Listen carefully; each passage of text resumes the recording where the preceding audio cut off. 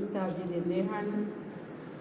ਉਸ ਹੁਕਮ ਅਨੁਸਾਰ ਆਪ ਹੀ ਕਿਰਪਾ ਕਰਕੇ ਸਾਡੇ ਸਾਰਿਆਂ ਦੇ ਜੀਵਨ ਬਣਾ ਦੇਣ। ਸਾਡੀ ਜੀਵਨ ਜਾਂਚ ਉਹ ਬਣ ਸਕੇ ਜੋ ਗੁਰੂ ਸਾਹਿਬ ਜੀ ਆਖਣਾ ਕਰਦੇ ਹਨ। ਅਤੇ ਅੱਜ ਦੇ ਹੁਕਮ ਦੇ ਅਖੀਰ ਦੇ ਵਿੱਚ ਗੁਰੂ ਸਾਹਿਬ ਜੀ ਨੇ ਜੋ ਆਖਿਆ ਹੈ, ਸਾਰੇ ਹੁਕਮ ਦੇ ਵਿੱਚ ਗੁਰੂ ਪਿਆਰ ਦੀ ਗੱਲ ਹੈ, ਰੱਬੀ ਪਿਆਰ ਦੀ ਗੱਲ ਹੈ। ਅਤੇ ਅਖੀਰ ਦੇ ਵਿੱਚ ਆਖਿਆ ਕਿ ਸਾਹਿਬ ਤੇਰੇ ਨਾਮ ਵਿੱਚੋਂ ਬਿੰਦ ਬਿੰਦ ਚੁੱਕ ਚੁੱਕ ਹੋਏ, ਕਿ ਤੇਰੇ ਨਾਮ ਤੋਂ ਮੈਂ ਕੁਰਬਾਨ ਜਾਵਾਂ, ਟੋਟੇ ਟੋਟੇ ਹੋ ਜਾਵਾਂ, ਆਪਣੇ ਆਪ ਨੂੰ ਵਾਰ ਦੇਵਾਂ, ਕੁਰਬਾਨ ਕਰ ਦੇਵਾਂ। ਸੋ ਅੱਜ ਦਾ ਜੋ ਪਾਵਨ ਦਿਹਾੜਾ ਹੈ, ਸ਼ਹੀਦ ਭਾਈ ਮਨੀ ਸਿੰਘ ਜੀ ਦਾ ਸ਼ਹੀਦੀ ਦਿਹਾੜਾ ਹੈ, ਜਿਨ੍ਹਾਂ ਨੇ ਆਪਣੇ ਆਪ ਨੂੰ ਵਾਰ ਦਿੱਤਾ, ਗੁਰੂ ਤੋਂ ਕੁਰਬਾਨ ਕਰ ਦਿੱਤਾ। ਮੁਰਦਾ ਹੋਏ ਮੁਰੀਦ ਨਾ ਗੱਲੀ ਹੋਣਾ। ਕੋਈ ਮੁਰੀਦ ਹੋਵੇ ਰੱਬ ਦਾ ਪਿਆਰਾ, ਕਿ ਰੱਬ ਨੂੰ ਪਿਆਰ ਕਰਨ ਵਾਲਾ ਅਖਵਾਵੇ, ਪਰ ਸਿਰਫ ਆਖਣ ਦਾ ਨਾ ਹੋਵੇ, ਗੱਲੀ ਹੋਣਾ, ਕਹਿੰਦੇ ਨਾ ਗੱਲੀ ਹੋਣਾ, ਕਿ ਸਿਰਫ ਕਹਿਣ ਨੂੰ ਨਾ ਹੋਵੇ ਕਿ ਹਾਂਜੀ ਬੜਾ ਰੱਬ ਨੂੰ ਪਿਆਰ ਕਰਨ ਵਾਲਾ ਹੈ, ਬੜੀ ਸੇਵਾ ਸੁਣਨ ਵਾਲਾ ਹੈ, ਪਰ ਜਦੋਂ ਮੌਕਾ ਆਵੇ, ਸਮਾਂ ਆਵੇ ਤੇ ਭੱਜ ਜਾਵੇ। ਸਾਹਿਬ ਸੰਕਟ ਵੈ ਸੇਵਕ ਭੱਜਿਆ। ਕਹਿੰਦੇ ਫਿਰ ਕਹਿੰਦੇ ਅਜਿਹੇ ਸੇਵਕ ਦੀ ਕਹਿੰਦੇ ਕੀ ਫਾਇਦਾ, ਕੀ ਲੋੜ ਹੈ। ਕਹਿੰਦੇ ਮੁਰਦਾ, ਅਸਲ ਦੇ ਵਿੱਚ ਸੇਵਕ ਨੂੰ ਕੀ ਚਾਹੀਦਾ ਹੈ? ਮੁਰਦਾ ਹੋਏ ਮੁਰੀਦ, ਮੁਰਦਾ ਹੋਣਾ ਚਾਹੀਦਾ ਹੈ। ਕਿ ਗੁਰੂ ਨੇ ਜੋ ਕਹਿ ਦਿੱਤਾ, ਪੁਰਜਾ ਪੁਰਜਾ ਕੱਟ ਮਰੈ ਕਬੂ ਨਾ ਛੱਡੈ ਖੇਤ, ਕਿ ਪੁਰਜਾ ਪੁਰਜਾ ਵੀ ਜੇ ਕੱਟਿਆ ਜਾਵੇ ਤੇ ਕਦੇ ਵੀ ਉਹ ਰਣ ਦੇ ਮੈਦਾਨ ਨੂੰ ਛੱਡ ਕੇ ਨਾ ਜਾਵੇ। ਕਿ ਗੁਰੂ ਆਖੇ ਕਿ ਇਹ ਹੁਣ ਤੈਨੂੰ ਤੇਰੇ ਸੀਸ ਦੀ ਲੋੜ ਹੈ, ਜੋ ਤੋ ਪ੍ਰੇਮ ਖੇਲਣ ਕਾ ਚਾਓ, ਸਿਰ ਧਰ ਤਲੀ ਗਲੀ ਮੇਰੀ ਆਓ। ਕਿ ਜੇ ਗੁਰੂ ਸੀਸ ਵੀ ਮੰਗ ਲਵੇ, ਲੋੜ ਪਵੇ ਤੇ ਪਿੱਛੇ ਨਾ ਹਟੇ, ਸਿਰਫ ਕਹਿਣ ਨੂੰ ਨਾ ਹੋਵੇ ਕਿ ਬੜਾ ਚੰਗਾ ਹੈ, ਬੜਾ ਪਿਆਰ ਵਾਲਾ ਹੈ। ਕਹਿੰਦੇ ਨਹੀਂ, ਮੁਰਦਾ ਅੰਦਰੋਂ ਵੀ ਹੋ ਜਾਵੇ। ਬਾਹਰੋਂ ਮੁਰਦਾ ਬੰਦੇ ਨੇ ਇੱਕ ਵਾਰੀ ਹੋਣਾ ਹੁੰਦਾ ਹੈ। ਬਾਹਰੋਂ ਬੰਦਾ ਜਦੋਂ ਮੁਰਦਾ ਹੋ ਜਾਂਦਾ ਹੈ, ਅਸੀਂ ਦੇਖਦੇ ਹਾਂ ਸਰੀਰ ਆਕੜ ਜਾਂਦਾ ਹੈ। ਅਤੇ ਜਿਹੜਾ ਮਨੁੱਖ ਅੰਦਰੋਂ ਮਰਿਆ ਹੈ, ਜਿਸ ਦੀ ਜ਼ਮੀਰ ਮਰ ਚੁੱਕੀ ਹੈ, ਉਹ ਵੀ ਆਕੜਿਆ ਪਿਆ ਹੈ, ਹੰਕਾਰ ਦੇ ਨਾਲ ਆਕੜਿਆ ਪਿਆ ਹੈ। ਇਹ ਜ਼ਮੀਰ ਮਰੇ ਦੀ ਗੱਲ ਹੈ, ਪਰ ਗੁਰੂ ਸਾਹਿਬ ਜੀ ਨੇ ਕੀ ਆਖਿਆ ਕਿ ਮਨ ਨੂੰ ਮਾਰਨਾ ਹੈ। ਮੁਰਦਾ ਅਸੀਂ ਮਨ ਵੱਲੋਂ ਮਰਨਾ ਹੈ, ਕਿ ਮਨ ਜੀਤਾ ਹੈ ਜਗ ਜੀਤ, ਜਿਸ ਨੂੰ ਆਖਦੇ ਹਨ ਇੱਕ ਹੁਕਮ ਦੇ ਵਿੱਚ, ਆਚਾਰ ਚਰੈ ਤਾਂ ਸਿੱਧ ਹੋਈ, ਸਿੱਧੀ ਤੇ ਬੁੱਧ ਪਾਈ, ਪ੍ਰੇਮ ਕੇ ਸਰ ਲਾਗੇ ਤਨ ਭੀਤਰ ਤਾਂ ਭਰਮ ਕਾਟਿਆ ਜਾਈ। ਆਚਾਰ ਨੂੰ ਚਰਨਾ ਹੈ, ਇਹ ਹੈ ਮੁਰਦਾ ਹੋਣਾ। ਕਿ ਗੁਰੂ ਨੇ ਜੋ ਕਹਿ ਦਿੱਤਾ, ਆਪਣੀਆਂ ਖਵਾਇਸ਼ਾਂ ਨੂੰ ਪਾਸੇ ਰੱਖ ਕੇ ਗੁਰੂ ਦੀ ਗੱਲ ਨੂੰ ਮੰਨਣਾ ਹੈ। ਨਹੀਂ ਤਾਂ ਸਾਡਾ ਮਨ ਬੜਾ ਕੁਝ ਮੰਗਦਾ ਹੈ, ਪਰ ਮਨ ਦੀਆਂ ਭਾਵਨਾਵਾਂ ਨੂੰ ਮਾਰ ਕੇ ਤੇ ਗੁਰੂ ਤੋਂ ਕੁਰਬਾਨ ਹੋ ਜਾਣਾ। ਮਨ ਕੀ ਮਤ ਤਿਆਗੋ ਹਰ ਜਨ ਹੁਕਮ ਬੂਝ ਸੁਖ ਪਾਈਐ ਰੇ। ਕਿ ਮਨ ਦੀ ਮਤ ਨੂੰ ਤਿਆਗ ਕੇ ਹੁਕਮ ਨੂੰ ਬੁੱਝ ਲੈਣਾ, ਕਿ ਜੋ ਹੁੰਦਾ ਹੈ ਉਸ ਦੇ ਹੁਕਮ ਦੇ ਵਿੱਚ ਹੈ, ਜੋ ਮੇਰੇ ਗੁਰੂ ਦਾ ਹੁਕਮ ਹੈ ਮੈਂ ਉਹ ਕਰਨਾ ਹੈ। ਅਸੀਂ ਦੁਨੀਆ ਦੇ ਵਿੱਚ ਰਹਿੰਦੇ ਹਾਂ, ਵਿਚਰਦੇ ਹਾਂ, ਅਤੇ ਅਸੀਂ ਕੀ ਦੇਖਦੇ ਹਾਂ ਕਿ ਅਸੀਂ ਦੁਨੀਆਦਾਰੀ ਦੇ ਬਾਰੇ ਸੋਚਦੇ ਹਾਂ ਕਿ ਦੁਨੀਆ ਕੀ ਕਹੇਗੀ, ਲੋਕ ਕੀ ਕਹਿਣਗੇ, ਅਤੇ ਫਿਰ ਅਸੀਂ ਉਹ ਕਰਮ ਵੀ ਕਰ ਬੈਠਦੇ ਹਾਂ ਜੋ ਸਾਡੇ ਗੁਰੂ ਦੀ ਮੱਤ ਤੋਂ ਸਾਨੂੰ ਦੂਰ ਲੈ ਕੇ ਜਾਂਦੇ ਹਨ। ਜੋ ਸਾਡਾ ਗੁਰੂ ਆਖ ਰਿਹਾ ਹੈ, ਅਸੀਂ ਉਸ ਗੱਲ ਦੀ ਪਰਵਾਹ ਨਹੀਂ ਕਰਦੇ, ਲੋਕਾਂ ਦੀ ਪਰਵਾਹ ਕਰਦੇ ਹਾਂ। ਸਾਨੂੰ ਇੱਕ ਟਾਈਮ ਦੇ ਲਈ ਉਦੋਂ ਭੁਲੇਖਾ ਹੈ ਕਿ ਗੁਰੂ ਕਿਹੜਾ ਦੇਖ ਰਿਹਾ ਹੈ। ਲੋਕ ਦੇਖ ਰਹੇ ਹਨ, ਲੋਕ ਕੀ ਕਹਿਣਗੇ, ਮੇਰਾ ਫਲਾਣਾ ਰਿਸ਼ਤੇਦਾਰ ਕੀ ਕਹੇਗਾ। ਸਾਡੇ ਘਰਾਂ ਦੇ ਵਿੱਚ ਬੱਚੇ ਦੇ ਜਨਮ ਤੋਂ ਲੈ ਕੇ ਵਿਆਹ ਆਦਿਕ ਅਤੇ ਫਿਰ ਮਰਨ ਤੱਕ ਵੀ ਅਸੀਂ ਲੋਕਾਚਾਰੀ ਦੇਖਦੇ ਹਾਂ ਕਿ ਲੋਕ ਕੀ ਕਹਿਣਗੇ। ਸਾਡੇ ਗੁਰੂ ਦਾ ਹੁਕਮ ਹੈ, ਪਹਿਲੇ ਨੰਬਰ 'ਤੇ 4 ਕੁਰੈਤਾਂ ਦੇ ਵਿੱਚ ਜੋ ਸ਼ਬਦ ਅਸੀਂ ਵਰਤਦੇ ਹਾਂ ਕਿ ਕੇਸ ਕਤਲ ਨਹੀਂ ਕਰਾਉਣੇ, ਪੁੱਠਾ ਨਹੀਂ ਖਾਣਾ, ਤੇ ਸ਼ਰਾਬ ਆਦਿਕ ਕਹਿੰਦੇ ਨਹੀਂ ਪੀਣੀ, ਤੰਬਾਕੂ ਨਹੀਂ ਵਰਤਣਾ। ਇਹ ਜਦੋਂ 4 ਕੁਰੈਤਾਂ ਸਾਨੂੰ ਰੋਕਦੇ ਹਨ, ਇਹ ਨਹੀਂ ਕਰਨੀਆਂ ਗੁਰਸਿੱਖ ਨੇ, ਤੇ ਅਸੀਂ ਕਿਤੇ ਨਾ ਕਿਤੇ ਇਹ ਕਰ ਬੈਠਦੇ ਹਾਂ। ਕੇਸ ਕਤਲ ਨਹੀਂ ਕਰਾਉਣੇ। ਅੱਜ ਕੱਲ੍ਹ ਆਮ ਹੀ ਦੇਖਣ ਦੇ ਵਿੱਚ ਅਸੀਂ ਦੇਖਦੇ ਹਾਂ ਕਿ ਅੰਮ੍ਰਿਤਧਾਰੀ ਬੀਬੀਆਂ ਵੀ ਭਰਵੱਟੇ ਕਟਾਈ ਜਾਂਦੀਆਂ ਹਨ।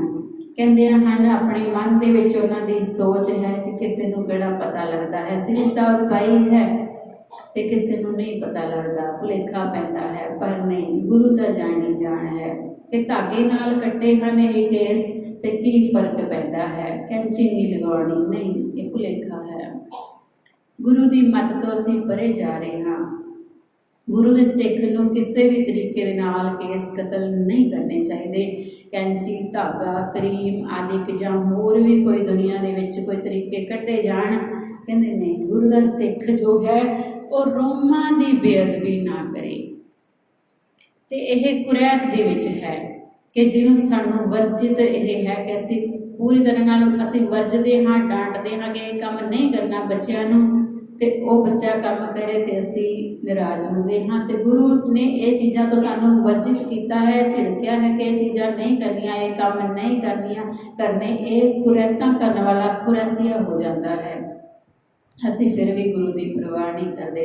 ਅਸੀਂ ਲੋਕਾਂ ਦੀ ਪਰਵਾਹ ਕਰਦੇ ਹਾਂ ਕਿ ਲੋਕ ਕੀ ਕਹਿਣਗੇ, ਕਿ ਲੋਕੀ ਸੋਹਣੇ ਲੱਗਦੇ ਹਨ ਭਰਵੱਟੇ ਕਟਾ ਕੇ।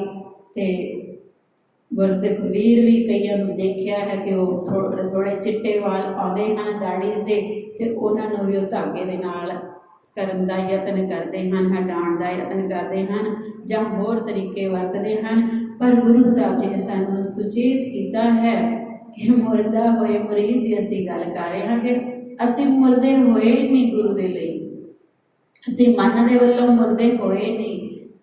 ਅਸੀਂ ਤਾਂ ਆਪਣੀ ਹਉਮੈ ਨੂੰ, ਆਪਣੇ ਹੰਕਾਰ ਨੂੰ, ਆਪਣੇ ਫੈਸ਼ਨਾਂ ਨੂੰ ਜਿਉਂਦਾ ਰੱਖਿਆ ਹੈ, ਆਪਣੇ ਮਨ ਨੂੰ ਜਿਉਂਦਾ ਰੱਖਿਆ ਹੈ। ਮਨ ਨੂੰ ਮਾਰਨਾ ਸੀ ਕਿ ਜਦੋਂ ਗੁਰੂ ਨੂੰ ਮੱਥਾ ਟੇਕਿਆ ਤੇ ਅਸੀਂ ਮਨ ਦੀ ਮੱਤ ਨੂੰ ਅੱਗੇ ਟੇਕ ਦੇਣਾ ਸੀ। ਮਨ ਦੀ ਮੱਤ ਗੁਰੂ ਦੇ ਅੱਗੇ ਰੱਖ ਕੇ ਗੁਰੂ ਦੀ ਮੱਤ ਲੈ ਲੈਣੀ ਸੀ।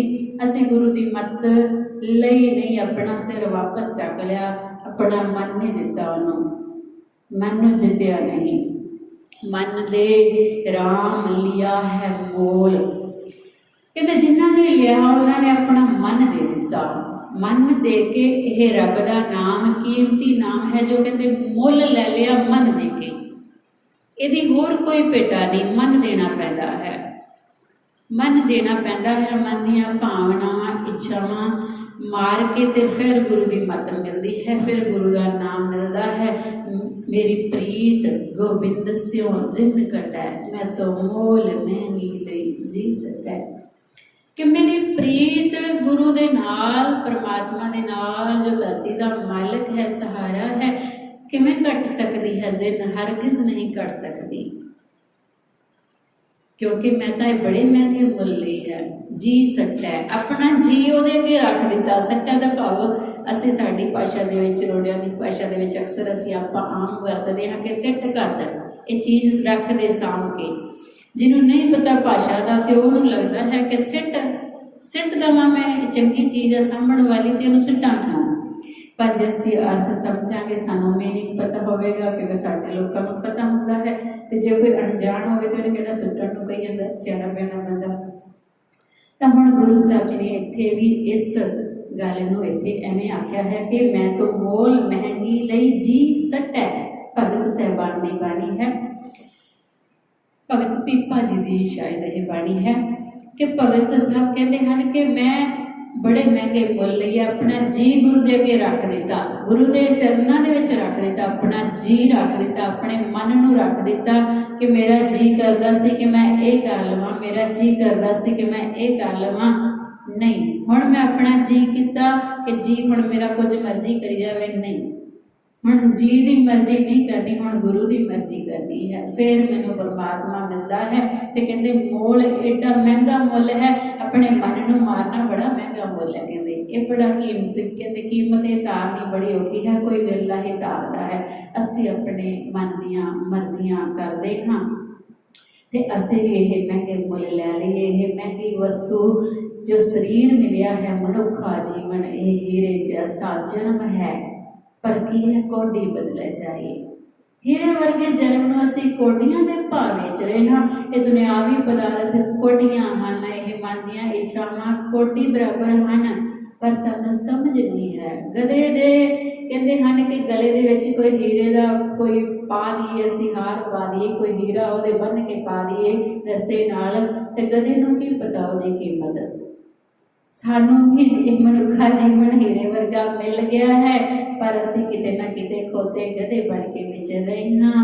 गुरु साहब जी ने सानू सुचेत किया है कि भाई मन दियां भावनावां ते कंट्रोल करो।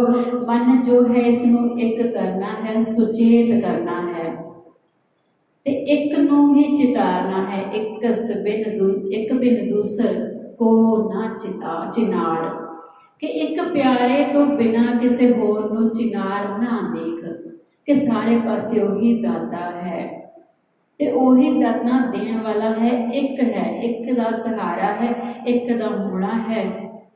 कि असीं कहिए कि असीं दूसरे दे हो जाइए, किसी दे ओहदे हो जाइए, उधर झाती मार लईए, उधर देख लईए, कहते नहीं, एक दे हो के रहो। ते अपने मन को भी एकाग्र करना है। मन ही तो हुंदा है कि कई हिस्से हो जाता है, कदे उधर लैके जाता है, कदे उधर लैके जाता है। ये सानू भटकना दे विच, भरम दे विच पाई रखदा है, भटकाई रखदा है, एक नहीं हुंदा। कहते जो बीज है धरती दे विच, कहते जो बीज टुटिया होवे, दो हिस्से हो जावे, ते असीं दब दईए ते उगदा नहीं। सानू एक बीज साबत बीजना पैंदा है, ते फिर वो जदों धरती दे अंदर आपे पुंगरदा है, फिर वो पुंगर के ते फिर उहदे विचों जो बूटा निकलदा है, फिर वड्डा दरखत बन के फिर वो फल दिंदा है। ते असीं भी इस मन नूं सावधान, एकाग्र चीत सावधान होना है। हो सावधान अपने गुर पै, कि असी अपने गुरु दे अगे सावधान होना है, एकाग्र एक करना है अपने चित्त नूं, सुचेत होके गुरु की बंदगी करनी है, सावधान होना है। कि जे गुरु कोल आ गए तो गुरु की गल नूं सुनिए ध्यान दे नाल, ते फिर कमाइए भी, सुन के छड्ड ना दईए कि सुन लिया बाहर जाके फिर मन की मर्जी कर लई, नहीं सुनिया मनिया मन कीता पाओ। जे असीं सुन लई ते फिर उसनूं मन दे विच प्रेम दे नाल मन लईए, कमा लईए। फिर की है अंतरगत तीरथ, अंदरे साडे जो तीरथ है, सानू अंदरला तीरथ लभ जाएगा। ते अंदरले तीरथ दे विच अंतरगत तीरथ मल नहाओ, कहते फिर अंदरे ही अपने मन नूं मल मल के इशनान करवाओ, रगड़ रगड़ के। जो साडा शरीर मैला हो जाता है बहुता, ते असीं रगड़ते हाँ ते साफ हो जाता है पानी दे नाल, ते मन नूं गुरु दी बाणी दे नाल साफ कर लईए, अंदरला तीरथ लभ लईए। सो गुरु साहब जी सानू यह जीवन जाच दिंदे हन, वार वार दिंदे हन, समझाते हैं कि मेरे प्यारे तू सीधे रस्ते आ जा। भूले सिख गुरु समझाए, उजड़ जाते मार्ग पाए। कि जे गुरु का सिख भुल जाए तो गुरु समझाता है। उजड़ इलाके दे विच कहते उजाड़ दे विच जावे ते कहते रस्ता दिखाता है, मार्ग पाए, रस्ता दिखा देता है कि भाई तेरा रस्ता गलत है। गुरु का शब्द साड़ी रखवाली करता है, गुरु का शब्द रखवारे चौकी चौगिर्द हमारे। कहते गुरु का शब्द जो है हर वेले साड़ी रखवाली करता है, विकारां दे प्रभाव तो, माया के प्रभाव तो सानू बचाता है। तो कहते यह इवें बचाता है जिवें कहते आसे पासे किसी ने लकीर मार दी होवे कि हुण इस लकीर तो एंटर नहीं होना, अगे पिछे नहीं जाना।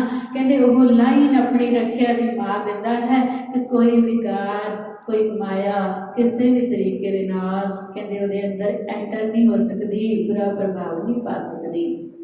सो हुण गुरु साहब जी जिथे भी असीं जावांगे, जे गुरु के शब्द की कमाई करते हाँ तो गुरु का शब्द साड़ी अगवाई करेगा, सानू सुचेत करेगा कि तू मेरी गल सुनी सी, हुण कमा गई। तो फिर वो आप रखिया करता है, नहीं आण देता। गल है भरोसे की कि असीं भरोसे दे नाल मत्था टेकीए, भरोसे दे नाल उहदे चरनां दे विच आईए कि गुरु रखिया करता है। ਅਸੀਂ ਜੇ ਕੇਸ ਕਤਲ ਨਹੀਂ ਕਰਵਾਣੇ ਸਾਡੇ ਮਨ ਦੇ ਵਿੱਚ ਹੈ ਤੇ ਦੁਨੀਆ ਪ੍ਰਭਾਵ ਨਹੀਂ ਪਾ ਸਕੇਗੀ, ਨਹੀਂ ਪ੍ਰਭਾਵ ਪਾ ਸਕੇਗੀ। ਆਮ ਤੌਰ ਤੇ ਅਸੀਂ ਸ਼ਹਿਰਾਂ ਦੇ ਵਿੱਚ, ਪਿੰਡਾਂ ਦੇ ਵਿੱਚ ਵੀ ਆਮ ਹੋ ਗਿਆ ਕਿ ਅਸੀਂ ਜਦੋਂ ਕਿਸੇ ਬਿਊਟੀ ਪਾਰਲਰ ਜਾਂ ਨਾਈ ਦੀ ਦੁਕਾਨ ਦੇ ਕੋਲ ਲੰਘਦੇ ਹਾਂ ਤੇ ਕੋਈ ਗੁਰਸਿੱਖ ਵੀਰ, ਕੋਈ ਗੁਰਸਿੱਖ ਭੈਣ ਖੜੀ ਹੋਵੇ ਬਾਹਰ ਤੇ ਬੜੀ ਹੀ ਸ਼ਰਮਿੰਦਗੀ ਵਾਲੀ ਉੱਥੇ ਗੱਲ ਮਹਿਸੂਸ ਹੁੰਦੀ ਹੈ ਕਿ ਗੁਰੂ ਦਾ ਸਿੱਖ ਹੋ ਕੇ ਉਸੇ ਦੁਕਾਨ ਤੇ ਖੜਾ ਹੈ ਜਿੱਥੇ ਗੁਰੂ ਨੇ ਮਨਾਹੀ ਕੀਤੀ ਹੈ। ਸ਼ਰਾਬ ਦੀ ਦੁਕਾਨ ਤੇ ਕੋਈ ਦਸਤਾਰਧਾਰੀ ਖੜਾ ਹੋਵੇ, ਸਾਬਤ ਸੂਰਤ ਦਾੜਾ ਹੋਵੇ ਤੇ ਕਿੰਨਾ ਬੁਰਾ ਲੱਗਦਾ ਹੈ ਖੜਾ। ਝੂਠਾ ਮਦ ਮੂਲ ਨਾ ਪੀਵਈ ਜੇ ਕਾ ਪਾਰ ਵਸਾਏ, ਕਹਿੰਦੇ ਝੂਠਾ ਮਦ, ਝੂਠਾ ਨਸ਼ਾ ਨਹੀਂ ਪੀਣਾ ਚਾਹੀਦਾ ਗੁਰਸਿੱਖ ਨੂੰ। ਸ਼ਰਾਬ ਤੋਂ ਸਾਨੂੰ ਵਰਜਿਤ ਕੀਤਾ ਹੈ ਕਿ ਨਹੀਂ ਪੀਣੀ, ਕਿਸੇ ਵੀ ਤਰੀਕੇ ਦਾ ਨਸ਼ਾ ਨਹੀਂ ਕਰਨਾਗਾ।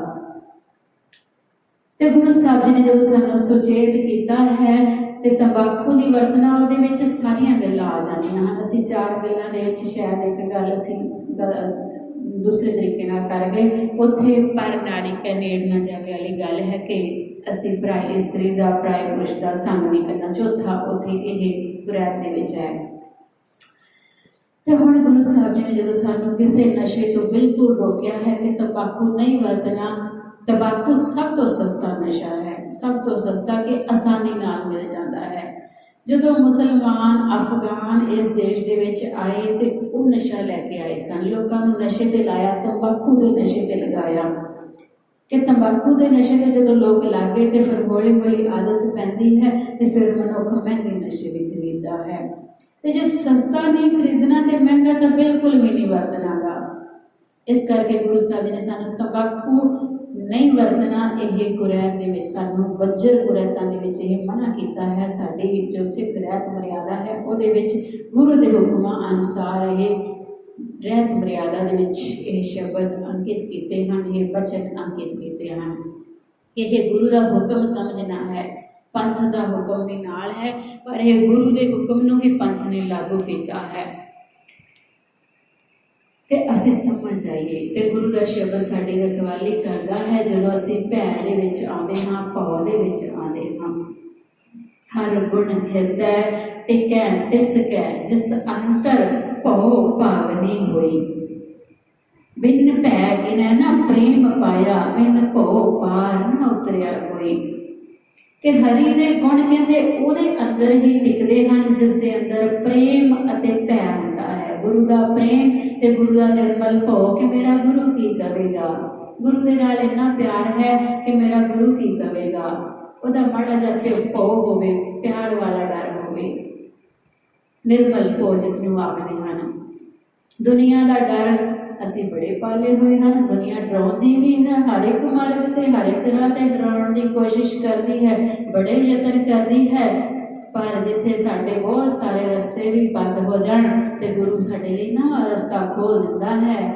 ਉਹ ਸਾਨੂੰ ਫਿਰ ਇਹ ਸੋਝੀ ਦਿੰਦਾ ਹੈ, ਜੀਵਨ ਜਾਚ ਇਹ ਭਰੋਸਾ ਦਿੰਦਾ ਹੈ ਜੋ ਅਸੀਂ ਅਰਦਾਸ ਦੇ ਵਿੱਚ ਮੰਗਦੇ ਹਾਂ ਵਿਸਾਧ ਆਉਣ ਦੇ ਰੂਪ ਦੇ ਵਿੱਚ।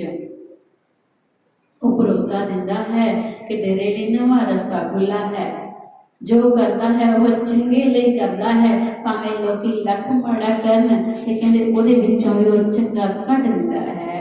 ਉਹ ਸਾਡੇ ਭਰੋਸੇ ਨੂੰ ਕਾਇਮ ਰੱਖਦਾ ਹੈ। ਲੋੜ ਹੈ ਭਰੋਸੇ ਦੀ ਕਿ ਸਾਡਾ ਉਹਦੇ ਉੱਤੇ ਭਰੋਸਾ ਬਣ ਜਾਵੇ। ਇਸੇ ਭਰੋਸੇ ਨਾਲ ਹੀ ਤੇਰਾ ਭਰੋਸਾ ਪਿਆਰੇ ਮੈਂ ਲਾਡ ਲਡਾਇਆ। ਇਹ ਸਾਨੂੰ ਲਾਡ ਲਡਾਉਣ ਦੀ ਜੀਵਨ ਜਾਚ ਵੀ ਦਿੰਦਾ ਹੈ। ਭੁੱਲੇ ਚੁੱਕੇ ਮਾਂ ਬਾਲਕ ਤੂੰ ਹਰ ਪਿਤਾ ਮਾਇਆ। ਕਿ ਜੇ ਬੱਚੇ ਭੁੱਲ ਜਾਣ ਤੇ ਤੂੰ ਆਪ ਮਾਤਾ ਪਿਤਾ ਬਣ ਕੇ ਸਾਡੀ ਸਹਾਇਤਾ ਕਰਦਾ ਹੈ, ਸਾਨੂੰ ਜੀਵਨ ਰਾਹ ਦਿਖਾਉਂਦਾ ਹੈ। ਸੋ ਹੁਣ ਅੱਜ ਅਸੀਂ ਭਾਈ ਮਨੀ ਸਿੰਘ ਜੀ ਦੀ ਗੱਲ ਕਰ ਰਹੇ ਹਾਂ ਕਿ ਭਾਈ ਮਨੀ ਸਿੰਘ ਜੀ ਕਿਵੇਂ ਆਪਣੇ ਅੰਦਰੋਂ ਮੁਰਦਾ ਹੋਏ ਮੁਰੀਦ ਤੇ ਪੁਰਜਾ ਕੱਟ ਮਰਿਆ ਵਾਲੀ ਅਸੀਂ ਉਹਨਾਂ ਦੇ ਅੰਦਰ ਜੀਵਨ ਜਾਚ ਦੇਖਦੇ ਹਾਂ ਕਿ ਐਵੇਂ ਥੋੜੀ ਕੋਈ ਪੁਰਜਾ ਕਢਾ ਲੈਂਦਾ ਹੈ। ਸਾਡੇ ਮਾੜਾ ਜਿਹਾ ਕੁਝ ਵੱਜ ਜਾਵੇ ਤੇ ਅਸੀਂ ਚੀਕ ਉੱਠਦੇ ਹਾਂ, ਕੁਰਲਾ ਉੱਠਦੇ ਹਾਂ। ਪਰਿਵਾਰ ਦੇ ਵਿੱਚ ਕੋਈ ਕਿਸੇ ਰਿਸ਼ਤੇਦਾਰ ਨੂੰ, ਬੱਚਿਆਂ ਨੂੰ ਕਿਸੇ ਵੀ ਪ੍ਰਕਾਰ ਦਾ ਕੋਈ ਤਕਲੀਫ ਆ ਜਾਵੇ, ਦੁੱਖ ਸਾਨੂੰ ਮਿੰਟਾਂ 'ਚ ਹੋ ਜਾਂਦਾ ਹੈ। ਪਰ ਭਾਈ ਮਨੀ ਸਿੰਘ ਜੀ ਸ਼ਹੀਦ ਉਹਨਾਂ ਦੇ ਪਰਿਵਾਰ ਦੇ ਵਿੱਚ ਕਹਿੰਦੇ 29 ਸ਼ਹੀਦਾਂ ਦੀ ਉਹਨਾਂ ਦੀ ਗੱਲ ਆਉਂਦੀ ਹੈ ਕਿ ਉਹਨਾਂ ਦੇ ਪਰਿਵਾਰ ਦੇ ਕੁੱਲ 29 ਜੀ ਜੋ ਇਤਿਹਾਸਕਾਰਾਂ ਨੇ ਗਿਣੇ ਹਨ। ਤੇ ਇਸ ਤੋਂ ਬਾਅਦ ਵੀ ਉਹਨਾਂ ਦੇ ਪਤਾ ਨਹੀਂ ਕਿੰਨੇ ਕੁ ਸ਼ਹੀਦ ਹੋਏ ਹੋਣਗੇ, ਕਿਉਂਕਿ ਸ਼ਹੀਦੀਆਂ ਲਗਾਤਾਰ ਅਕਸਰ ਅੱਜ ਤੱਕ ਵੀ ਹੋ ਰਹੀਆਂ ਹਨ ਤੇ ਹਲੇ ਹੋਰ ਬਹੁਤ ਘੋਖ ਪੜਤਾਲ ਦੀ ਲੋੜ ਹੁੰਦੀ ਹੈ, ਪਰ 29 ਜਣਿਆਂ ਦਾ ਲੱਭਿਆ ਹੈ ਇਤਿਹਾਸਕਾਰਾਂ ਨੇ। ਤੇ ਭਾਈ ਮਨੀ ਸਿੰਘ ਜੀ ਜੋ ਹਨ, ਇਹਨਾਂ ਦੇ ਦਾਦਾ ਜੀ 6ਵੇਂ ਪਾਤਸ਼ਾਹ ਧੰਨ ਸਾਹਿਬ ਸ਼੍ਰੀ ਗੁਰੂ ਹਰਗੋਬਿੰਦ ਸਾਹਿਬ ਜੀ ਦੀ ਸੰਗਤ ਦੇ ਵਿੱਚ ਇੱਕ ਵਾਰ ਆਏ ਤੇ ਉਹਨਾਂ ਦੇ ਹੀ ਹੋ ਕੇ ਰਹਿ ਗਏ। ਤੇ 6ਵੇਂ ਪਾਤਸ਼ਾਹ ਜੀ ਦੀ ਫੌਜ ਦੇ ਵਿੱਚ ਜੋ ਫੌਜ ਗੁਰੂ ਸਾਹਿਬ ਜੀ ਇਕੱਠੀ ਕਰ ਰਹੇ ਸਨ, ਫੌਜ ਦੇ ਵਿੱਚ ਉਹਨਾਂ ਦੇ ਦਾਦਾ ਜੀ ਨੇ ਆਪਣੇ ਆਪ ਨੂੰ ਅਰਪਿਤ ਕੀਤਾ, ਸਮਰਪਿਤ ਕੀਤਾ ਤੇ ਗੁਰੂ ਸਾਹਿਬ ਜੀ ਨੇ ਆਪਣੀ ਫੌਜ ਦਾ ਜਰਨੈਲ ਉਹਨਾਂ ਨੂੰ ਬਣਾਇਆ। ਤੇ ਉੱਥੋਂ ਇੱਕ ਜੰਗ ਦੇ ਵਿੱਚ ਭਾਈ ਮਨੀ ਸਿੰਘ ਜੀ ਦੇ ਦਾਦਾ ਜੀ ਸ਼ਹੀਦ ਹੋਏ ਹਨ। ਗੁਰੂ ਹਰਗੋਬਿੰਦ ਸਾਹਿਬ ਜੀ ਨੇ 4 ਜੰਗਾਂ ਲੜੀਆਂ ਹਨ। ਦਾਦਾ ਜੀ ਸ਼ਹੀਦ, ਪਿਤਾ ਮਾਈ ਦਾਸ ਜੀ ਹਨ, ਮਾਤਾ ਮਧਰੀ ਬਾਈ ਹੈ ਭਾਈ ਮਨੀ ਸਿੰਘ ਜੀ ਦੀ। ਤੇ ਹੁਣ ਅੱਗੋਂ ਜੋ ਉਹਨਾਂ ਦੇ ਆਪਦੇ ਭਰਾ ਹਨ, ਭਾਈ ਮਾਈ ਦਾਸ ਜੀ ਦੇ 12 ਪੁੱਤਰ ਹਨ। ਉਹਨਾਂ ਦੇ ਵਿੱਚੋਂ ਇੱਕ ਬੱਚਾ ਬਚਪਨ ਦੇ ਵਿੱਚ ਹੀ ਛੋਟੇ ਹੁੰਦਿਆਂ ਹੀ ਉਹ ਚੜ੍ਹਾਈ ਕਰ ਗਿਆ ਸੀ ਤੇ 11 ਪੁੱਤਰ ਹਨ ਭਾਈ ਮਨੀ ਸਿੰਘ ਜੀ। ਟੋਟਲ 11 ਭਰਾ ਹਨ ਤੇ 11 ਦੇ 11 ਗੁਰੂ ਗੋਬਿੰਦ ਸਿੰਘ ਜੀ ਦੇ ਨਾਲ ਜੰਗਾਂ ਦੇ ਵਿੱਚ ਸਾਥ ਦਿੰਦੇ ਹੋਏ ਗੁਰੂ ਗੋਬਿੰਦ ਸਿੰਘ ਜੀ ਦੇ ਜਰਨੈਲ ਸੂਰਮੇ ਸਿੱਖ ਸਿਪਾਹੀ ਬਣ ਕੇ ਸ਼ਹੀਦੀਆਂ ਪਾਉਂਦੇ ਹਨ। 11 ਦੇ 11 ਭਰਾ ਤੇ ਅੱਗੋਂ 11ਵੇਂ ਭਾਈ ਮਨੀ ਸਿੰਘ ਜੀ ਜੋ ਸਾਰੇ ਸ਼ਹੀਦੀਆਂ ਜੰਗ ਦੇ ਵਿੱਚ ਨਹੀਂ ਪਾਈਆਂ। ਅਸੀਂ ਇੱਧਰ ਗੱਲ ਨਾਲ ਦੀ ਨਾਲ ਧਿਆਨ ਰੱਖਣਾ ਹੈ ਕਿ ਭਾਈ ਮਨੀ ਸਿੰਘ ਜੀ ਸ਼ਹੀਦ ਬਾਗ ਦੇ ਵਿੱਚ ਬੰਦ ਕਟਾਕੇ ਹੁੰਦੇ ਹਨ ਤੇ ਭਾਈ ਦਿਆਲਾ ਜੀ ਵੀ ਆਪ ਜੀ ਦੇ ਸੱਕੇ ਭਰਾ ਹਨ ਜੋ ਗੁਰੂ ਤੇਗ ਬਹਾਦਰ ਸਾਹਿਬ ਦੇ ਨਾਲ ਚਾਂਦਨੀ ਚੌਕ ਦੇ ਵਿੱਚ ਸ਼ਹੀਦ ਹੋਏ ਹਨ। ਕਈ ਵਾਰੀ ਉਹ ਦਿਮਾਗ 'ਚੋਂ ਇੱਦਾਂ ਉਹ ਗੱਲ ਮੂੰਹ 'ਚੋਂ ਨਿਕਲ ਜਾਂਦੀ ਹੈ।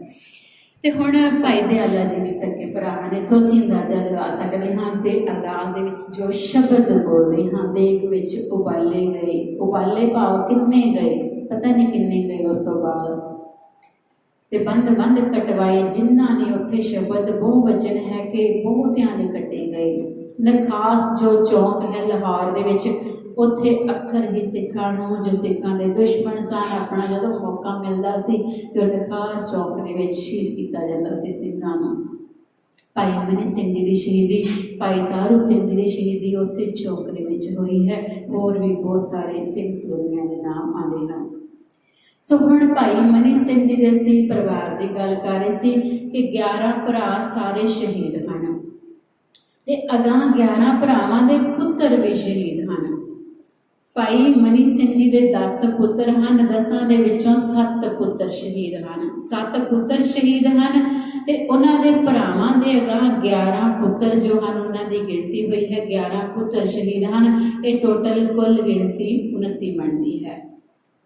ਸੋ ਭਾਈ ਮਨੀ ਸਿੰਘ ਜੀ ਦੀ ਸ਼ਹਾਦਤ ਕਿਵੇਂ ਹੁੰਦੀ ਹੈ ਕਿ ਸਮਾਂ ਆਇਆ ਗੁਰੂ ਗੋਬਿੰਦ ਸਿੰਘ ਜੀ ਦੀ ਜੋ ਧਰਮ ਸੁਪਤਨੀਆਂ ਸਨ, ਮਹਿਲ ਸਨ, ਉਹਨਾਂ ਨੂੰ ਲੈ ਕੇ ਭਾਈ ਮਨੀ ਸਿੰਘ ਜੀ ਦੀ ਡਿਊਟੀ ਲੱਗਦੀ ਹੈ ਕਿ ਤੁਸੀਂ ਦਿੱਲੀ ਵੱਲ ਨੂੰ ਚੱਲ ਪੈਣਾ ਹੈ। ਜਿਵੇਂ ਰਸਤਾ ਸਰਸਾ ਨਦੀ ਤੋਂ ਬਣਿਆ ਤੇ ਭਾਈ ਮਨੀ ਸਿੰਘ ਜੀ ਉੱਧਰ ਨੂੰ ਚੱਲ ਪਏ ਹਨ। ਮਾਤਾਵਾਂ ਦੇ ਨਾਲ ਡਿਊਟੀ ਲੱਗੀ ਸੀ ਕਿ ਇਸਤਰੀਆਂ ਦੀ ਸੰਭਾਲ ਤੁਸੀਂ ਕਰਨੀ ਹੈ ਤੇ ਨਾਲ ਹੋਰ ਗੁਰਸਿੱਖ ਵੀ ਸਨ ਜਿਵੇਂ ਭਾਈ ਮਨੀ ਸਿੰਘ ਜੀ ਤੇ ਹੋਰ ਇਹਨਾਂ ਦੇ ਨਾਲ ਜੋ ਜਰਨੈਲ ਸਿੱਖ ਸੂਰਮੇ ਸਨ, ਉਹ ਸਾਰੇ ਇਹਨਾਂ ਦਾ ਰਸਤਾ ਬਣਿਆ ਇਹ ਦਿੱਲੀ ਵੱਲ ਨੂੰ ਚੱਲ ਪਏ ਤੇ ਦਿੱਲੀ ਮਾਤਾ ਸੁੰਦਰ ਕੌਰ ਜੀ ਤੇ ਮਾਤਾ ਸਾਹਿਬ ਕੌਰ ਜੀ ਸਨ।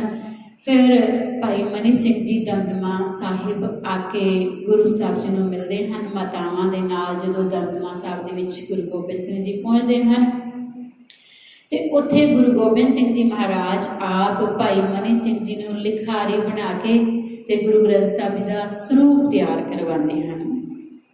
ਜੋ ਗੁਰੂ ਗ੍ਰੰਥ ਸਾਹਿਬ ਜੀ ਨੂੰ ਗੁਰਤਾ ਗੱਦੀ ਮਿਲੀ ਹੈ ਉਹ ਭਾਈ ਮਨੀ ਸਿੰਘ ਜੀ ਦੇ ਹੱਥ ਲਿਖਤ ਸਰੂਪ ਨੂੰ ਮਿਲੀ ਹੈ। ਹਜ਼ੂਰ ਸਾਹਿਬ ਜੀ ਦੇ ਵਿੱਚ ਭਾਈ ਮਨੀ ਸਿੰਘ ਜੀ ਦੇ ਲਿਖੇ ਹੋਏ ਸਰੂਪ ਤੇ ਮਾਤਾਵਾਂ ਨੇ ਉੱਧਰੋਂ ਫਿਰ ਬਾਅਦ ਦੇ ਵਿੱਚੋਂ ਗੁਰੂ ਭਾਈ ਮਨੀ ਸਿੰਘ ਜੀ ਨੂੰ ਅੰਮ੍ਰਿਤਸਰ ਵੀ ਭੇਜਿਆ ਸੀ। ਇੱਕ ਵਾਰ ਜਦੋਂ 1699 ਦੀ ਵਿਸਾਖੀ ਵੇਲੇ ਗੁਰੂ ਸਾਹਿਬ ਜੀ ਨੇ ਅੰਮ੍ਰਿਤ ਦੀ ਦਾਤ ਬਖਸ਼ਿਸ਼ ਕੀਤੀ ਤੇ ਭਾਈ ਸਿੰਘ ਜੀ ਨੇ ਵੀ 1699 ਦੀ ਵਿਸਾਖੀ ਉਦੋਂ ਹੀ 5 ਪਿਆਰਿਆਂ ਤੋਂ ਬਾਅਦ ਫਿਰ ਹੋਰ 5 ਨੇ ਅੰਮ੍ਰਿਤ ਛਕਿਆ। ਉਹਨਾਂ ਦੇ ਵਿੱਚ ਹੀ ਅਗਾਂਹ ਭਾਈ ਮਨੀ ਸਿੰਘ ਜੀ ਨੇ ਵੀ ਉਦੋਂ ਅੰਮ੍ਰਿਤ ਛਕਿਆ ਹੈ ਉਹਨਾਂ ਦਿਨਾਂ ਦੇ ਵਿੱਚ। ਤੇ ਭਾਈ ਮਨੀ ਸਿੰਘ ਜੀ ਤੋਂ ਬਾਅਦ ਜਦੋਂ ਅੰਮ੍ਰਿਤ ਛਕਣ ਤੋਂ ਬਾਅਦ ਗੁਰੂ ਸਾਹਿਬ ਜੀ ਦੇ ਕੋਲ ਖਬਰ ਪਹੁੰਚਦੀ ਹੈ ਅੰਮ੍ਰਿਤਸਰ ਦੀ ਕਿ ਅੰਮ੍ਰਿਤਸਰ ਜੋ ਪਹਿਲਾਂ ਪ੍ਰਿਥੀ ਚੰਦ ਜੋ ਸੀ ਇੱਧਰੋਂ ਮਿਹਰਬਾਨ ਦੇ ਅਗਾਂਹ ਹਰਜੀ ਵਰਗੀ ਉਹਨਾਂ ਦੀ ਔਲਾਦ ਸੀ, ਉਹਨਾਂ ਨੇ ਕਬਜ਼ੇ ਕੀਤੇ ਹੋਏ ਸਨ, ਜਿਨ੍ਹਾਂ ਨੇ ਗੁਰੂ ਤੇਗ ਬਹਾਦਰ ਸਾਹਿਬ ਜੀ ਨੂੰ ਮੋੜ ਦਿੱਤਾ ਸੀ, ਮੱਥਾ ਨਹੀਂ ਸੀ ਟੇਕਣ ਦਿੱਤਾ ਦਰਬਾਰ ਸਾਹਿਬ ਦੇ ਵਿੱਚ। ਤੇ ਹੁਣ ਉੱਧਰੋਂ ਜੋ ਉਹਨਾਂ ਦੇ ਜੋ ਕਰੈਕਟਰ ਸੀ ਉਹਨਾਂ ਦਾ ਸਹੀ ਨਹੀਂ ਸੀ, ਉਹ ਸਹੀ ਸੰਭਾਲ ਨਹੀਂ ਸਨ ਕਰ ਰਹੇ। ਤੇ ਗੁਰੂ ਗੋਬਿੰਦ ਸਿੰਘ ਜੀ ਨੇ ਭਾਈ ਮਨੀ ਸਿੰਘ ਜੀ ਨੂੰ ਭੇਜਿਆ ਸੀ ਤੀਜੇ ਨੰਬਰ ਤੇ ਹੈੱਡ ਗ੍ਰੰਥੀ ਬਣਾ ਕੇ। ਪਹਿਲੇ ਨੰਬਰ ਤੇ ਬਾਬਾ ਬੁੱਢਾ ਜੀ ਹੈੱਡ ਗ੍ਰੰਥੀ ਹਨ, ਜੋ ਗੁਰੂ ਗ੍ਰੰਥ ਸਾਹਿਬ ਜੀ ਦੇ ਤਾਬਿਆਂ ਬੈਠੇ ਹਨ। ਗੁਰੂ ਰਾਮਦਾਸ ਜੀ, ਗੁਰੂ ਅਰਜਨ ਦੇਵ ਜੀ ਨੇ ਸੇਵਾ ਦਿੱਤੀ। ਉਸ ਤੋਂ ਬਾਅਦ ਭਾਈ ਗੁਰਦਾਸ ਜੀ, ਤੇ ਫਿਰ ਤੀਜੇ ਨੰਬਰ ਤੇ ਗੱਲ ਆਉਂਦੀ ਹੈ ਭਾਈ ਮਨੀ ਸਿੰਘ ਜੀ। ਸੋ ਭਾਈ ਮਨੀ ਸਿੰਘ ਜੀ ਨੇ ਗੁਰੂ ਗ੍ਰੰਥ ਸਾਹਿਬ ਜੀ ਦੇ ਹੈੱਡ ਗ੍ਰੰਥੀ ਹੋਣ ਦਾ ਵੀ ਇਹਨਾਂ ਨੂੰ ਮਾਣ ਹੈ, ਤੇ ਗੁਰੂ ਗ੍ਰੰਥ ਸਾਹਿਬ ਜੀ ਦੇ ਲਿਖਾਰੀ ਹੋਣ ਦਾ ਵੀ ਮਾਣ ਹੈ। ਤੇ ਇਹਨਾਂ ਦੇ ਪਰਿਵਾਰ ਦੇ ਵਿੱਚੋਂ ਇੰਨੀਆਂ ਸ਼ਹੀਦੀਆਂ ਵੀ ਹੋਈਆਂ ਹਨ। ਤੇ ਅਸੀਂ ਸਾਰੀਆਂ ਗੱਲਾਂ, ਕਿਉਂਕਿ ਜੋ ਉਹਨਾਂ ਨੇ ਐਡੇ ਵੱਡੇ ਕੰਮ ਕੀਤੇ ਹਨ, ਤੇ ਅਸੀਂ ਉਹਨਾਂ ਨੂੰ ਯਾਦ ਰੱਖੀਏ।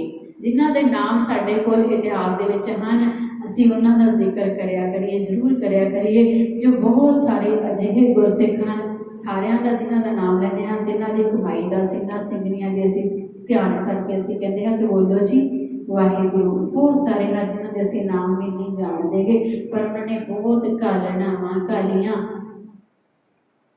ਸੋ ਹੁਣ ਭਾਈ ਮਨੀ ਸਿੰਘ ਜੀ ਜੋ ਹਨ, ਇੰਨੀਆਂ ਸੇਵਾਵਾਂ ਕਰਨ ਦੇ ਬਾਵਜੂਦ ਬਾਅਦ ਦੇ ਵਿੱਚ ਕੀ ਹੁੰਦਾ ਹੈ ਕਿ ਗੁਰੂ ਗੋਬਿੰਦ ਸਿੰਘ ਜੀ ਦੀ ਜਦੋਂ ਜੋਤੀ ਜੋਤ ਸਮਾ ਗਏ ਹਨ, ਤੇ ਉਸ ਤੋਂ ਬਾਅਦ ਮੁਗਲਾਂ ਨੂੰ ਮੌਕਾ ਮਿਲਿਆ ਕਿ ਹੁਣ ਸਿੱਖ ਧਰਮ ਨੂੰ ਅਸੀਂ ਖਤਮ ਕਰ ਦਈਏ, ਸਿੱਖੀ ਨੂੰ ਖਤਮ ਕਰ ਦਈਏ। ਇਹਨਾਂ ਨੂੰ ਲੱਗਦਾ ਸੀ ਕਿ ਆਗੂ ਕੋਈ ਨਹੀਂ, ਪਰ ਗੁਰੂ ਸਾਹਿਬ ਜੀ ਨੇ ਇਸ ਪੰਥ ਨੂੰ ਹੁਕਮ ਕੀਤਾ ਹੈ ਕਿ ਜੋ ਪੰਥ ਹੈ ਉਹ ਗੁਰੂ ਰੂਪ ਹੈ, ਤੇ ਗੁਰੂ ਗ੍ਰੰਥ ਸਾਹਿਬ ਆਤਮਾ ਗ੍ਰੰਥ ਵਿੱਚ ਤੇ ਸਰੀਰ ਪੰਥ ਦੇ ਵਿੱਚ ਇਹ ਹੁਕਮ ਕੀਤਾ ਹੈ ਗੁਰੂ ਸਾਹਿਬ ਜੀ ਨੇ ਕਿ ਸਰੀਰ ਪੰਥ ਦੇ ਵਿੱਚ ਹੈ। ਜਦੋਂ ਲੋੜ ਪਵੇ ਤੇ ਪੰਜ ਪਿਆਰਿਆਂ ਦਾ ਹੁਕਮ ਸਿੱਖ ਪੰਥ ਨੇ ਮੰਨਣਾ ਹੈ, ਤੇ ਫਿਰ ਇੱਕ ਜੋ ਹੈ ਉਸ ਦੀ ਗੱਲ ਸਾਰਿਆਂ ਨੇ, ਇੱਕ ਮੇਨ ਵੀ ਹੋ ਸਕਦਾ ਹੈ ਭਾਈ ਮਨੀ ਸਿੰਘ ਜੀ ਦਾ ਹੁਕਮ ਸਾਰੇ ਮੰਨਦੇ ਸਨ। ਜੇ ਕੋਈ ਖਾਲਸਾ ਪੰਥ ਦੇ ਵਿੱਚ ਕੋਈ ਹੋ ਜਾਂਦੀ ਸੀ ਗੱਲ, ਤੇ ਸਾਰੇ ਜੀ ਨੇ ਫੈਸਲਾ ਕਰਾਉਣ ਦੇ ਲਈ ਪੰਜਾਂ ਪਿਆਰਿਆਂ ਦੇ ਕੋਲ ਵੀ ਜਦੋਂ ਨਹੀਂ ਸੀ ਜਾਇਆ ਜਾਂਦਾ, ਤੇ ਫਿਰ ਭਾਈ ਮਨੀ ਸਿੰਘ ਜੀ ਤੋਂ ਫੈਸਲਾ ਲੈਂਦੇ ਸਨ, ਤੇ ਭਾਈ ਮਨੀ ਸਿੰਘ ਜੀ ਜੋ ਗੱਲ ਆਖਦੇ ਸਨ ਉਹ ਪੰਥ ਮੰਨਦਾ ਸੀ। ਤਾਂ ਹੁਣ ਇੱਦਾਂ ਦੀਆਂ ਕਈ ਘਟਨਾਵਾਂ ਆਉਂਦੀਆਂ ਹਨ, ਤੇ ਅਸੀਂ ਸ਼ਹੀਦੀ ਦੀ ਗੱਲ ਕਰਨੀ ਹੈ ਕਿਉਂਕਿ ਸਮਾਂ ਇੰਨਾ ਕੁ ਹੈ।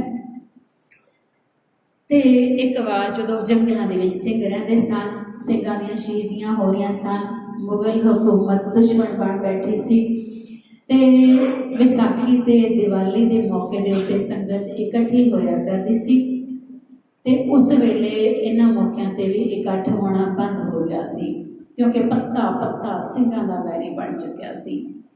ਤਾਂ ਹੁਣ ਇਜਾਜ਼ਤ ਲੈਣੀ ਪੈਂਦੀ ਸੀ ਸਰਕਾਰ ਦੇ ਕੋਲੋਂ, ਜੇ ਕੋਈ ਅਸੀਂ ਇਕੱਠ ਕਰਨਾ ਚਾਹੁੰਦੇ ਹਾਂ, ਤੇ ਉਸ ਇਕੱਠ ਦੇ ਬਦਲੇ ਉਹਨਾਂ ਨੂੰ ਇੱਕ ਟੈਕਸ ਕਹਿ ਸਕਦੇ ਹਾਂ, ਟੈਕਸ ਦੇਣਾ ਪੈਂਦਾ ਸੀ, ਉਹਨਾਂ ਨੂੰ ਮਾਇਆ ਦੇਣੀ ਪੈਂਦੀ ਸੀ ਕਿ ਅਸੀਂ ਇਹ ਇਕੱਠ ਕਰਾਂਗੇ, ਸਮਾਗਮ ਕਰਾਂਗੇ, ਤੇ ਫਿਰ ਤੁਸੀਂ ਬਣਦਾ ਪੈਸਾ ਲੈ ਲੈਣਾ, ਤੇ ਫਿਰ ਸਾਨੂੰ ਵੀ ਤੁਸੀਂ ਉਹ ਪ੍ਰੋਗਰਾਮ ਅਸੀਂ ਕਰ ਸਕਦੇ ਹਾਂ।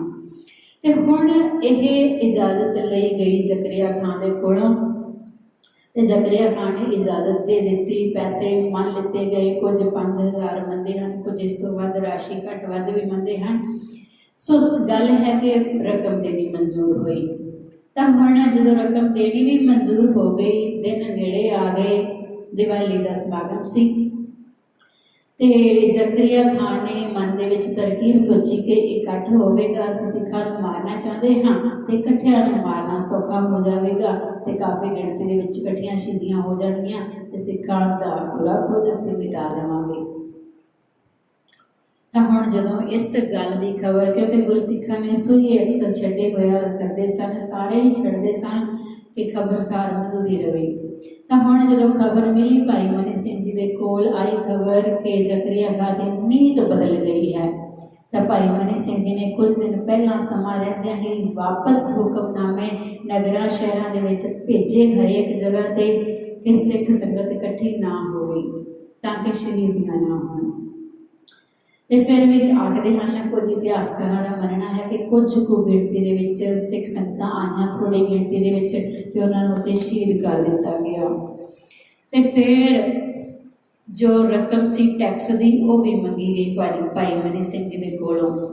ਤੇ ਭਾਈ ਮਨੀ ਸਿੰਘ ਜੀ ਨੇ ਆਖਿਆ ਕਿ ਜਦੋਂ ਅਸੀਂ ਇਕੱਠ ਨਹੀਂ ਕੀਤਾ, ਸਮਾਗਮ ਨਹੀਂ ਕੀਤਾ, ਅਸੀਂ ਕੋਈ ਉੱਥੇ ਪ੍ਰੋਗਰਾਮ ਨਹੀਂ ਕੀਤਾ, ਆਪਸ ਦੇ ਵਿੱਚ ਕੋਈ ਮਸ਼ਵਰਾ ਨਹੀਂ ਕੀਤਾ, ਸਲਾਹ ਨਹੀਂ ਕੀਤੀ, ਤੇ ਫਿਰ ਟੈਕਸ ਨਹੀਂ ਬਣਦਾ ਗਾ।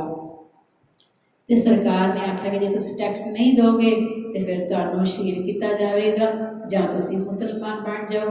ਪਰ ਭਾਈ ਮਨੀ ਸਿੰਘ ਜੀ ਕਹਿੰਦੇ ਕਿ ਸ਼ਹਾਦਤ ਪ੍ਰਵਾਨ ਹੈ, ਜੇ ਗੁਰੂ ਦੀ ਦਸਵੰਧ ਦਾ, ਗੁਰੂ ਦੀ ਗੋਲਕ ਦਾ ਜੋ ਪੈਸਾ ਹੈ ਭਾਵੇਂ ਹੁੰਦਾ ਸੀ ਕੋਲੇ, ਪਰ ਫਿਰ ਵੀ ਉਸ ਨੂੰ ਆਪਣੀ ਜਾਨ ਬਚਾਉਣ ਦੇ ਲਈ ਨਹੀਂ ਵਰਤ ਸਕਦੇ ਸਨ। ਪੰਥ ਨੂੰ ਹੁਕਮ ਦਿੰਦੇ, ਪੰਥ ਇਕੱਠਾ ਕਰਕੇ ਮਿੰਟਾਂ ਦੇ ਵਿੱਚ ਪੈਸੇ ਭੇਜ ਦਿੰਦਾ। ਅੱਜ ਵੀ ਅਸੀਂ ਦੇਖਦੇ ਹਾਂ ਕਿ ਦਸਵੰਧ ਦੇ ਨਾਲ ਜਿੱਥੇ ਲੋਕੀ ਭੁੱਖੇ ਮਾਰ ਰਹੇ ਹਨ ਤੇ ਗੁਰੂ ਦੇ ਸਿੱਖ ਲੰਗਰ ਲਾ ਰਹੇ ਹਨ। ਸੋ ਗੁਰੂ ਦੇ ਸਿੱਖਾਂ ਤੱਕ ਜਦੋਂ ਖਬਰਾਂ ਪਹੁੰਚੀਆਂ, ਉਦੋਂ ਤੱਕ ਭਾਈ ਮਨੀ ਸਿੰਘ ਜੀ ਇਹ ਫੈਸਲਾ ਕਰ ਚੁੱਕੇ ਸਨ ਕਿ ਅਸੀਂ ਸ਼ਹਾਦਤ ਸਾਨੂੰ ਪ੍ਰਵਾਨ ਹੈ। ਉਹਨਾਂ ਨੇ ਨਹੀਂ ਮੰਨੀ ਇਹ ਗੱਲ ਕਿ ਗੁਰੂ ਦੀ ਜੋ ਗੋਲਕ ਦੀ ਮਾਇਆ ਹੈ ਉਹ ਗੁਰੂ ਦੇ ਲੇਖੇ ਲੱਗੇ, ਲੋੜਵੰਦਾਂ ਦੇ ਲੇਖੇ ਲੱਗੇ। ਆਪਣੀ ਜਾਨ ਦਾ ਕੀ ਹੈ, ਇਹਨੇ ਤਾਂ ਇੱਕ ਦਿਨ ਜਾਣਾ ਹੈ। ਸੋ ਪੁਰਜਾ ਉਹਨਾਂ ਦਾ ਬੰਦ ਕੱਟਿਆ ਗਿਆ। ਤੇ ਜਦੋਂ ਜੋ ਜਲਾਦ ਸੀ ਉਹ ਬਾਂਹ ਤੋਂ ਕੱਟਣ ਲੱਗਿਆ ਸਿੱਧਾ, ਤੇ ਭਾਈ ਮਨੀ ਸਿੰਘ ਜੀ ਨੇ ਆਖਿਆ ਕਿ ਤੈਨੂੰ ਤੇਰੇ ਹੁਕਮ, ਗੁਰੂ ਆਪਣੇ ਜੋ ਮਾਲਕ ਹੈ ਉਸ ਦਾ ਹੁਕਮ ਹੈ ਕਿ ਤੂੰ ਪੁਰਜਾ ਕੱਟਣਾ ਹੈ, ਬੰਦ ਕੱਟਣਾ ਹੈ। ਤੇ ਇੱਥੋਂ ਪਹਿਲੀ ਉਂਗਲ ਤੋਂ ਪਹਿਲਾਂ ਜੋ ਜੋੜ ਹੈ ਉੱਥੋਂ ਬਣਦਾ ਹੈ, ਬੰਦ ਬਣਦਾ ਹੈ, ਤੂੰ ਇੱਥੋਂ ਕੱਟ। ਮੇਰੇ ਮਾਲਕ ਦਾ ਹੁਕਮ ਹੈ ਕਿ ਮੈਂ ਰਜ਼ਾ ਵਿੱਚ ਹੁਣ ਰਹਿਣਾ ਹੈ, ਜੋ ਵੀ ਹੁੰਦਾ ਹੈ ਮੈਂ ਆਪਣੇ ਮਨ ਨੂੰ ਮਾਰ ਕੇ ਰਹਿਣਾ ਹੈ। ਅੰਦਰੋਂ ਮਾਰਿਆ ਹੈ ਆਪਾਂ ਮੁਰਦਾ ਹੋਏ ਮਰੀਦ, ਇੱਥੋਂ ਅਸੀਂ ਗੱਲ ਸ਼ੁਰੂ ਕੀਤੀ ਸੀ। ਤੇ ਉਹ ਅੰਦਰੋਂ ਮਰ ਚੁੱਕੇ ਹਨ, ਤੇ ਜਿਹੜਾ ਅੰਦਰੋਂ ਪਹਿਲਾਂ ਹੀ ਮਰ ਗਿਆ ਉਹਨੂੰ ਬਾਹਰਲੇ ਮਰਨੇ ਦਾ ਕੀ ਡਰ। ਜਿਸ ਮਰਨੇ ਤੇ ਜਗ ਡਰੈ ਮੇਰਾ ਮਨ ਆਨੰਦ, ਮਰਨੇ ਹੀ ਤੇ ਪਾਈਏ ਪੂਰਨ ਪਰਮਾਨੰਦ। ਉਹਨਾਂ ਨੂੰ ਪਰਮਾਨੰਦ ਪਹਿਲਾਂ ਹੀ ਮਿਲ ਚੁੱਕਿਆ ਸੀ। ਜੋ ਪਰਮ ਆਨੰਦ ਅੰਦਰ ਹੈ ਤੇ ਫਿਰ ਬਾਹਰਲਾ ਆਨੰਦ ਕੌਣ ਖੋ ਸਕਦਾ ਹੈ, ਕੌਣ ਉਹਦਾ ਖੋ ਸਕਦਾ ਹੈ, ਗਵਾਚ ਸਕਦਾ ਹੈ ਕਿਤੇ ਕਿਸੇ ਤਰੀਕੇ ਦੇ ਨਾਲ। ਨਾ ਤਾਂ ਖੋ ਸਕਦਾ ਹੈ ਨਾ ਖੋ ਸਕਦਾ ਹੈ। ਇਹ ਅਵਸਥਾ ਉਸ ਗੁਰਸਿੱਖ ਦੀ ਬਣ ਜਾਂਦੀ ਹੈ ਜੋ ਪਾਣੀ ਦੇ ਵਿੱਚ ਰਹਿੰਦਾ ਹੈ। ਅਸੀਂ ਹੁਕਮ ਦੇ ਵਿੱਚ, ਪਾਣੀ ਦੇ ਵਿੱਚ ਆ ਜਾਈਏ। ਸਿਰ ਜਾਵੇ ਤਾਂ ਜਾਵੇ, ਮੇਰਾ ਸਿੱਖੀ ਸਿਦਕ ਨਾ ਜਾਵੇ, ਸਾਡੀ ਜੀਵਨ ਜਾਚ ਬਣ ਜਾਵੇ। ਅਸੀਂ ਕੁਰੈਤਾਂ ਤੋਂ ਬਚ ਕੇ ਰਹਿਤਵਾਨ ਸਿੱਖ ਬਣ ਸਕੀਏ ਤਾਂ ਕਿ ਗੁਰੂ ਸਾਹਿਬ ਦੀ ਨਜ਼ਰ ਦੇ ਵਿੱਚ ਅਸੀਂ ਵੀ ਪ੍ਰਵਾਨ ਹੋ ਸਕੀਏ। ਸਾਡਾ ਆਇਆ ਸਫਲਾ